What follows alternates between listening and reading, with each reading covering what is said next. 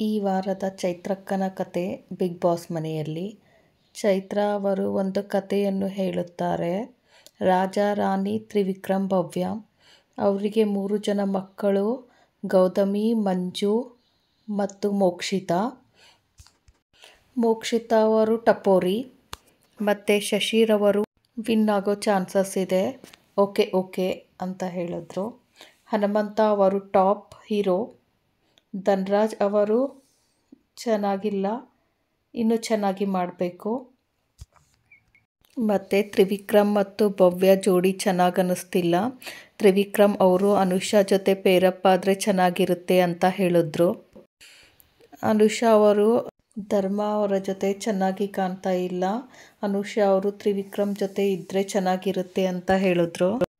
ಐಶ್ವರ್ಯ ಗೌತಮಿಯವರ ಬಗ್ಗೆ ಏನೂ ಹೇಳಲಿಲ್ಲ. ಚೆನ್ನಾಗೇ ಸ್ಟೋರಿ ಬಿಲ್ಡಪ್ ಮಾಡಿದ್ದಾರೆ ಚೈತ್ರ ಅಕ್ಕ ಅವರು. ಸೊ ಚೆನ್ನಾಗೇ ಸ್ಟೋರಿ ಹೇಳಿ ಚೆನ್ನಾಗೇ ಸುದೀಪ್ ಅವರಿಂದ ಕ್ಲಾಸು ತಗೊಂಡ್ರು.